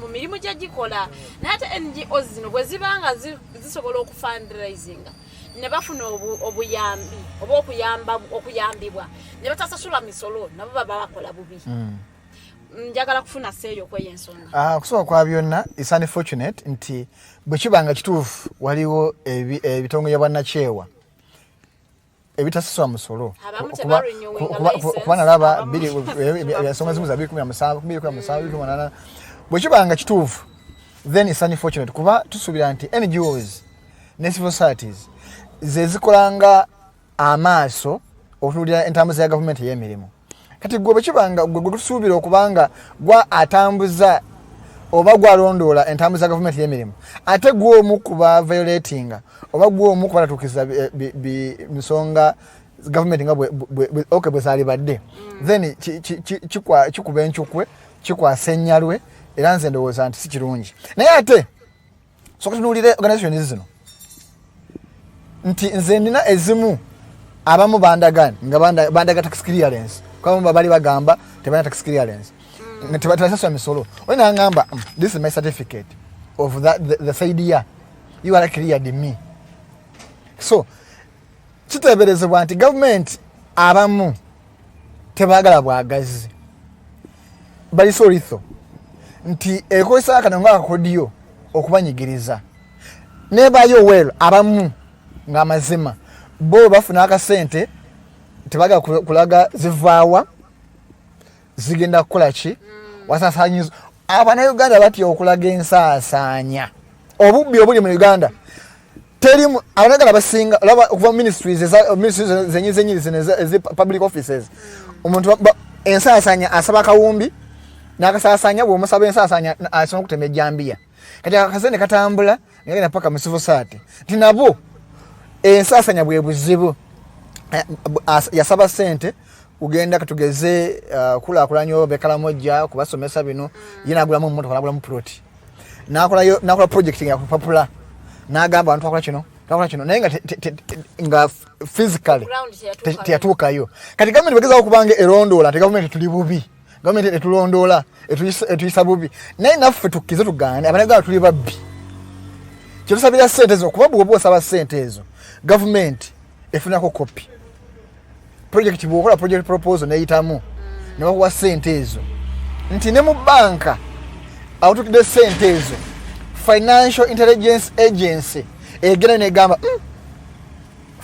faida yafunye omutwalo gwa dola oba emitwalo esatu gya dola zigudde ku akawo zigenda kukola ki ne bakuyita Farida nowayo proposal yo nga wagisubmitinga ne balaba okay wasaba yaga traininga abaana bawala kwekolera pads wagamba yaga Wakiso ne Kampala okay fine nesirika negamba muzite ezigene zikole kati bwe wayitawo ebbanga ne bagamba yaga myaka ebiri nti ye neddayo nera baflo yayo nga ozo withdrawinga nagamba okay waniyasaba obukadde 10 wanasaba 5 wanasaba 3 nedda ku ground tulowooza nti bwemala okukkiriza neraba ekoma ku sente zokka naye ekola intelligence yayo emanye kyewabagamba kyokoze kati bwekisangibwa nga wabagamba kirala ate n'okola kirala gavumenti ejayo omukono omuwanvu ate konogwita mukono gwa kyuma then nze ndowooza nti si kirungi nze ensobi gavumenti kyeyakoze kususpending abantu bano nga tebayise kubawuliriza oba okitegeera yensobi yabaddewo nti singa yabayise bukedde ku makya omanyi nti olina okukeera ojje okole show tozze toyogedde kati nenkya tozze nkulinze toyogedde ewiiki neyitawo mwezi kati mbuni nakuyitanze munayi bugamba jangu ombuli lwaki tozze ku show oba gwe gwalina okuwandiika for this reason isn't I received the money and the money didn't do what it was meant to do ensonga zalibweti ne bweti rushing amati government yakuzeemu ekibi kubanga spending ate bayise nti eri abantu abalina certificate abalina tax clearance no certificate that certificate is expired financial year filing returns URA ekuwa ekuyalinga no gamba nti Farida kitufu organization hiyo is cleared alternative TikTok is cleared no certificate for financial year 2020-2021 or 2019-2020 ndikati bwoja no suspending ngonfuna no mwaka bikwa masabiki 18 nenga na certificate kyo kitegeeza okikoze mu bukyamu bwobanga badane ngobadde webunogunya wali badompera nga munange because of ABCD ngena kususpendinga ngamba nedda lindako bibino mbirina okitegeera nti eriyo baba suspendinze ngebwandiko babirina kitugamba niwamba sibina niwamba siza ku mulimu bwobo ogenda kumpa suspension osobola kumpa baluwa ensamoninga no ngamba because of ABCD oyina enaku abiri otuwandikire okyali mukozi waffe oba weegoba bw'otakiddemu tugenda either kugoba oba kususpendinga okumala emyezi bwegiti nti nze ngambe by the way nyinza okuba nga siba nakwogera naye nga temumanyi nyinza okuba nga sitambulanga nafuna accident naye nga nesimu bazibba bwe nali kubidde essimu sobola so kati bwompeeza obubaka oba nomukubira essimu noononya mu database yange nogamba who is next of kin nomukubira then munange oyo next of kin yabagamba nti no Farida gwe munoonya ali mu ddwaliro Mulago takyasobola tambula takyasobola kwogera anze tongerezangako ddwaliro okay God forbid naye kale any eventualities ezibazuguddewo ezibazikulemeseza ocommunicating.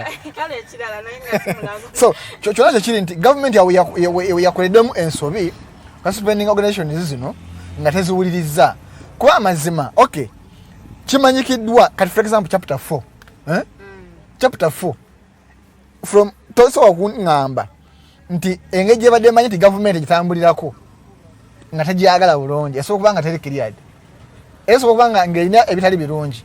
So kuŋŋamba nti bagiyita corruption wati eri ey'entinda eyabireete bagiyitaani. So tuŋŋamba nti oba CCG oba something. So kuŋŋamba CCG tetuukiriza bintu bino. Okay, Sedu emagwa ko yalina obuzibu bwayo naye kyemanyi nayo yakiriyalinga. So nze ndowooza nti for example Youth Line Forum, at the little time I've worked with Youth Line Forum bayina ebintu byabwe like that financial year gye babagamba bwekibanga financial clear tax clearance baba tebali bubi nnyo anyway ebyo bya government, but all in all abanayuganda bangi abafiiriddwa nti tutunuulira kiye kinene naye so many people are going to be unemployed. Nti COVID-19 eno ekoseza abantu bangi naye abali mu civil society babadde bakyafuna omusala gwabwe nga bakolera waka babawa IT nga bemirimu gibagisiga gitambula ng'ogyeko emirimu gya field era aba field by the way bali babawa half salary kuba bali tebakyagera musa naye at least nga afunayo eyafuna 5 afuna 25 natambuza obulamu nti asogamba landlord n'agamba landlord onsasula rent ya mitwalo 10 naye kwata ko gine 5 urida mu mbeera ndida mu nsasula nga utalisasula so kati bana abantu bonna babakoseza. So nze ndowooza gavumenti yabadde fair eri abantu bano tiyabadde fair hearing nga twaligambi nti ebintu ebimu yabikoze either out of busungu yabikoze oba ekigendero ekirala okusuffocatinga abantu bano kubajuke bali voko ate basaba nnyo enondoola. Gavumenti eringange egamba nti erina byekweka abantu bano babera active bagenda exposinga so kati okuba suspendinga tebajja kuba na budde na gap egezaako kubalondoola. So nze ndowooza nti to a bigger extent abantu bano gavumenti yekikoze mu bukyamu. Tusobola tukubirako enamba eri 0789017145 0789017145 aba Airtel Mukose yabakutemu awo soko gisome na 0759 132 310 0759 so sobola otukubirako Arnold enamba eyo gisome mu luzungu wulikika ngenfu jide mutaya mu luzungu you will agree with me. Okay. I know it ends with the 10 mayo kamba 13 oba oyosomye enfu ngambi 13 yesembyeyo kituufu eri 310 sorry 310 wembanga ngambi 310 no eri 0759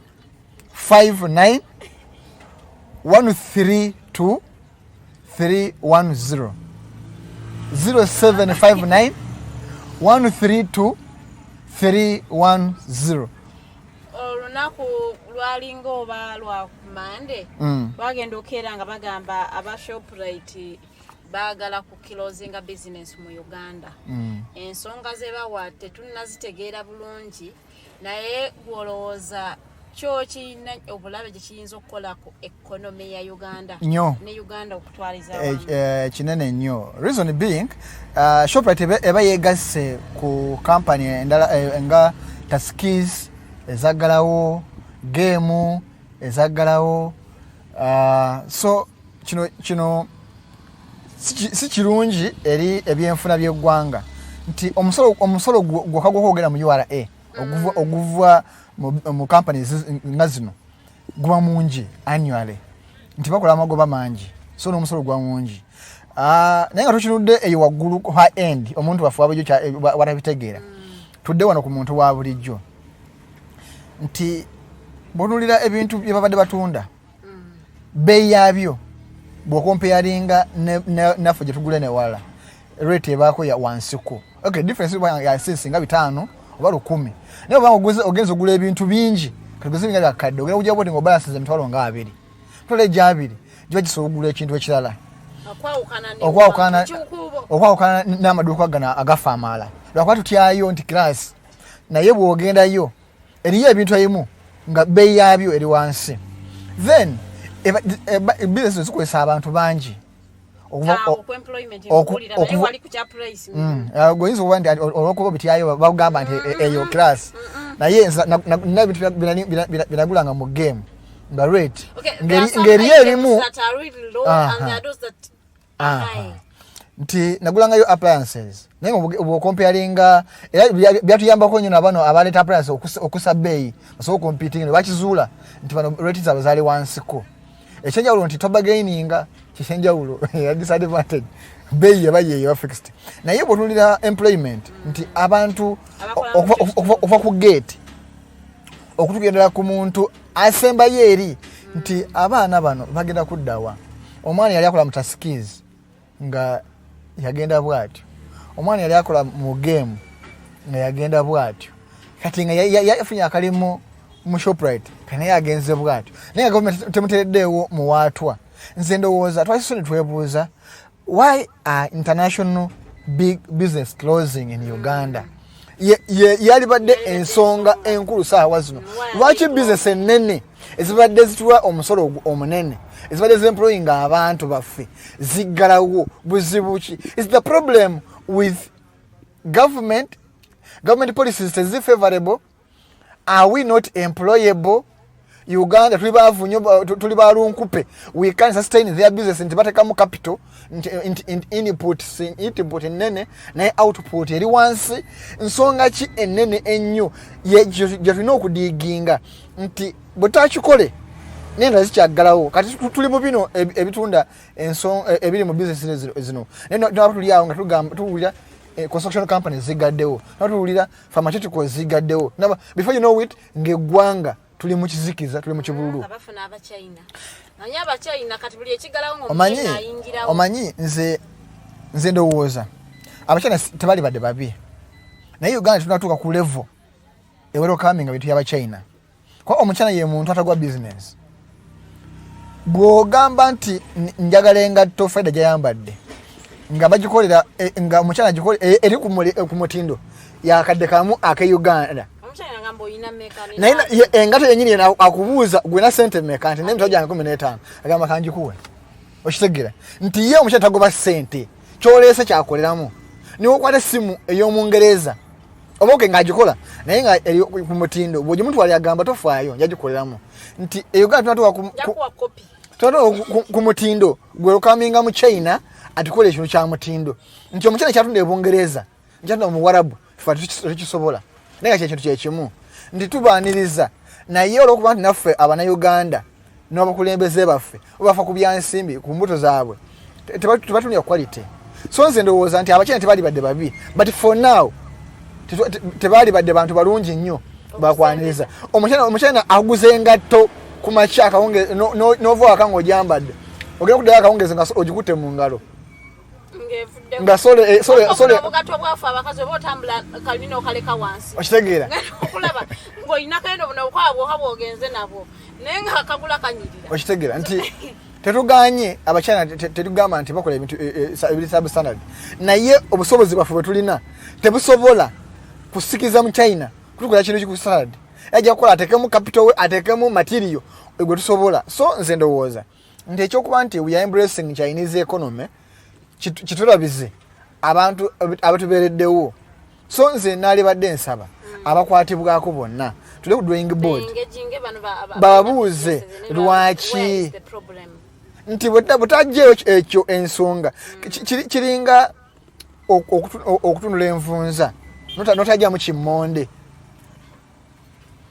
no tobitegeera naye fe abakulira mu nvunza anti omuganda kyategeera ekimmonde omuganda akitegeera era bwekinyera omuntu omuganda akimanyi nti ojja kujjamu obugina naye ekimmonde tokijjeemu nti ekinyusi y'ensonga enkulu nti we are treating symptoms and signs naye the root cause tetujikuteeko nti olwaleero kiringa omuntu nga alina HIV AIDS n'ogamba nti okay let me treat simanyi amabwa gano agaleetebwa simanyi kisipi naye nga tomuwadde immune booster kumuwangaza bulamu just gamba oba otwitinze biwundu nti omwadi wa covid bw'onajjanjaba senyiga okwasimula naye nga tojanjabye covid mwennyini tojanjaba kana akawuka ka corona akayita covid nga tokakuteeko then oba tolina kyokoze so nze ndowooza abantu ba economists abetegeera obulungi they should engage these people babuulire kiki ekirina okukolebwa otherwise tukyafiirwa nnyo era tugenda kukanga nga our economy as economy ng'egudde totally nga kikyasobola kusupportinga nga is no longer guys. I have a caller. Hello, you're talking to Farida. Good morning. May I know who is this and where you're calling from? Kale mukulu noman yogerako nnyo otuuse ensonga yo tugiwulye bulungi. Yes sir.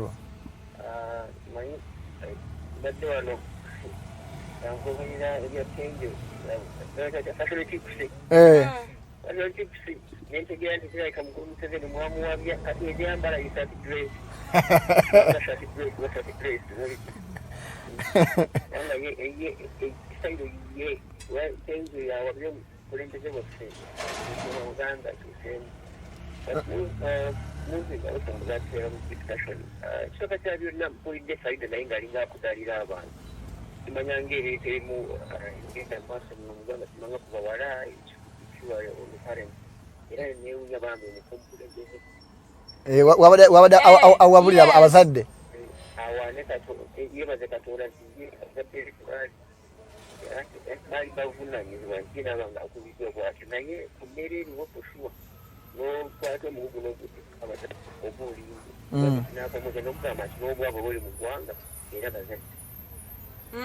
poor parenting yammwe kyogamba omuzadde mwavu talina takuza baana omuzadde omwavu takuza baana olwokuba mwavu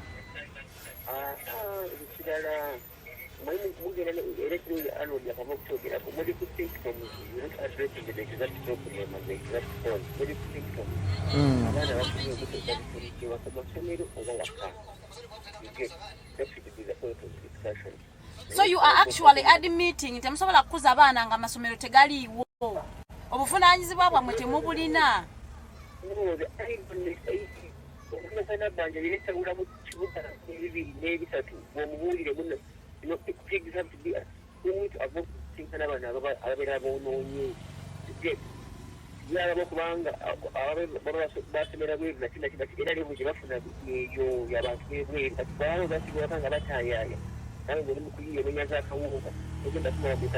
What is factual is that there is no parent on earth that will ever offer 100% of the time. It's a collective responsibility.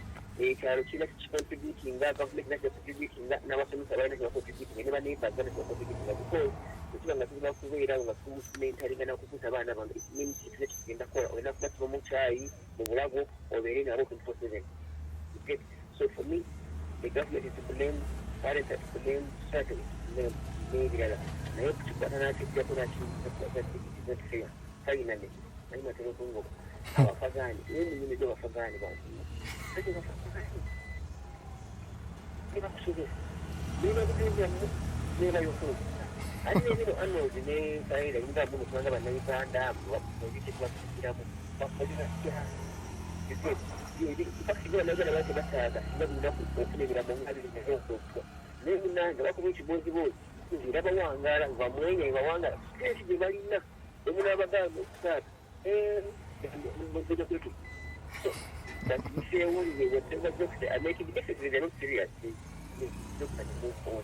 And China is a man of so far, but I was never the one in the China. To come on, my embarrassed, Smanga shall be great. Yakuno, Nigeria, and chicken up to it. The children, and I think we're definitely one of them. Smanga parents to the sex, don't know for any China on it.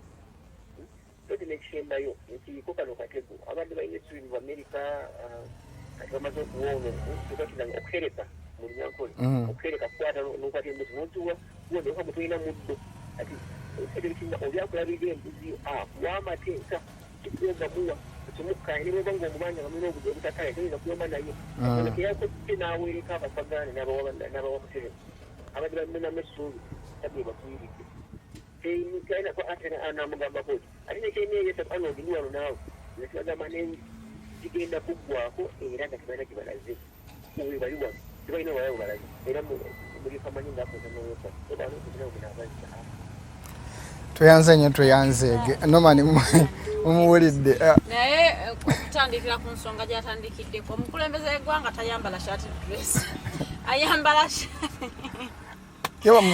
mukusooka baali bagamba muwalawe Natasha designer we simanyi bakyali bituufu kale oba ye designer we nzisa amanya designer we naye nga ye kyayambala si shati dress naye kati ennaku zange saatereera naye wali yali ayambala kanzu mpekya saati ekyokubiri simulanga nga ayambadde ekanzu ekyokubiri mukulu Norman I want to agree with you naye njagala okugamba nti 70% muzadde omwana wo muleke kupushinga buvunanyizibwa bwamwe ngamba twafuna obuzibu nti for example jasanga omuzadde omwana saying don't work oberewo obeta n'omwana wo bwoba tusobola kuleka mwana wo kola mateeka wo omwana wo nakuwuliriza you are not a good parent nze njagala Norman yambulire omuzadde akutte omwana emyaka 2 namuteeka mu boarding mbuva mukozi namuteeka mu boarding namalayo myezi 3 namukomyawo omwana nabera waka weeks 2 mu luwummula oba weeks 3 namuzaayo kati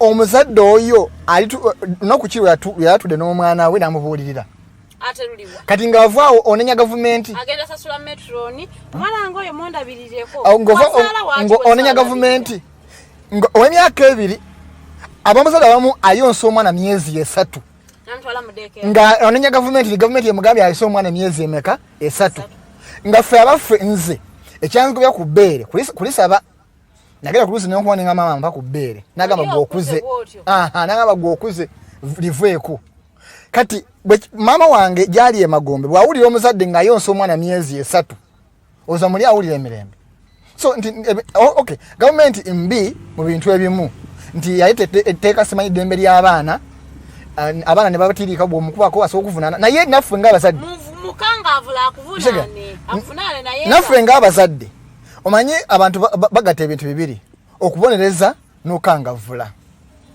tobonereza kangavula okubonereza is torturing.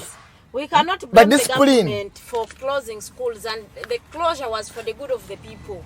Yet then natural closure ya myaka 2 generation yafadda ilo bya myaka 2 bibiri sawe ne bagamba it means they are admitting tebasobola kuza baana babwe nga masomero taliwo just akadde ako abaana bafulaga nti bali balonekadde kali kama maaso lokuda uneka sembeza okitegeera nti abaana bali balonekadda nti abazadde temukyalina bavunanyizibwa tokyalina ddoboozi ligamba mwana wo asigale wakaawe aleme kugenda wagenda kati ogamba nyina kubeera nabo ngambalabako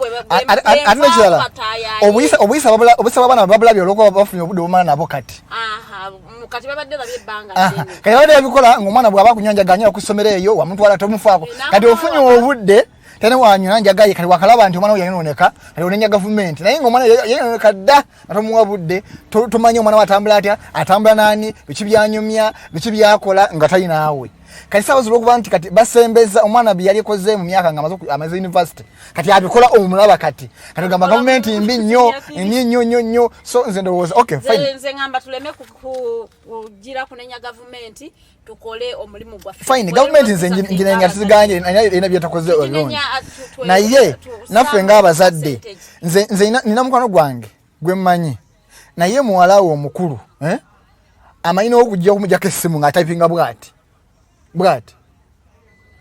agira bw'ati n'abogolera maama we abagenyi bwe bajja n'agamba who is that what is he doing here naye omuzaala batundira butuuzi bw'ati nonkulaga naye anenya gavumenti kati n'oyo agenda nenya gavumenti yatukoze bubi omwana oyo n'agamba nze maid tatana kitibwa tatawa maidi. We give you money, we give you our money. You do this for me. Naye nga mwana tanaweza myaka 15.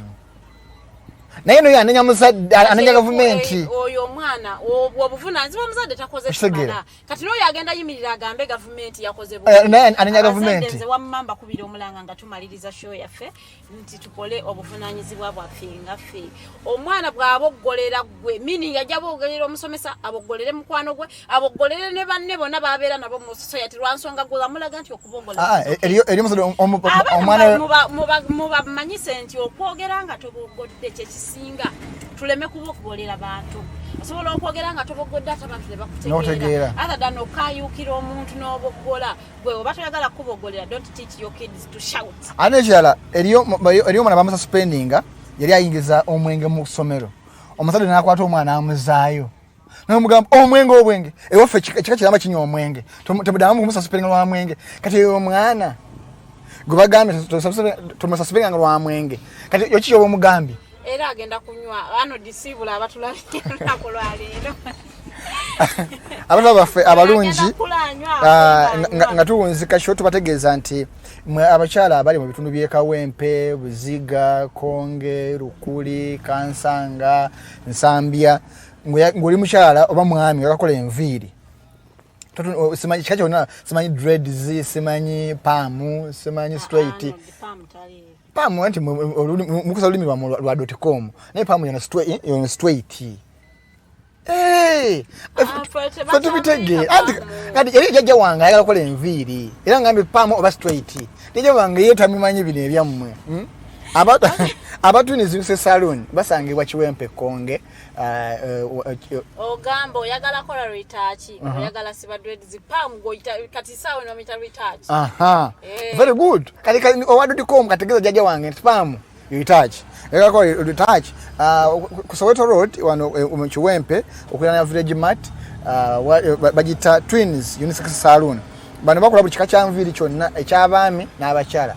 Abayina emikolo n'embaga mukwatagane nabo musobola okuba nti mulaba engeri musobola okukola ku bagole bammwe n'emikolo egy'enjawulo. Naye bwe batusobodde ng'oyagala ndagiriro oba tosobole okutuuka gye bali bakwire ku ssimu zino wammanga MTN erisizo 773 anamunya 9200 0773 anamunya 9200 oba 0756 37 13 anamunya 0756 37 13 anamunya. Then bwe ayagala ebintu bya waka byonna nga si motoka omanyiri yagula gamba nti semaduka ayina ebintu bya waka nagamba kati nsayagala motoka ne mugambe si bondi naye bwe yagala ebintu bya waka simanyi bya mufumbiro bya waka bino simanyi sepichi simanyi mva ebya waka nga si bino simanyi ate njagala no mugambe bibera mu supermarket tebera mu motoka. Wanti bw'omugambe ya waka yayinza kulowooza nti okay supermarket Village Mart supermarket eri wana mu Kiwempe era ku luguudo lwennyini Soweto Road bagita Village Mart supermarket eno eyina buli kyoyagala kyonna nga kya waka okuva ku byo naye nga singoye ene obugoye bwanga bw'abaana babulina naye bw'obanga bano simanyi ba designer simanyi zinedda naye obugoye bw'abaana simanyi abaana abawere naddala abaana abawere n'emyaka 5 6 7 awo bajja kufunira pampa pads simanyi byakulya byonna bano bakola delivery nadagiro ebisabye by'omuggalo bamwe entambule badde yakawerege kubanga yalina ebintu yagala baku delivery nge basobye kutuusaako naye nabo bafuna ku ssimu wano zino wammanga okusobola okulaba nti musobola okubakwasizaako 0705 57 7 35 0705 57 7 35 Village Mart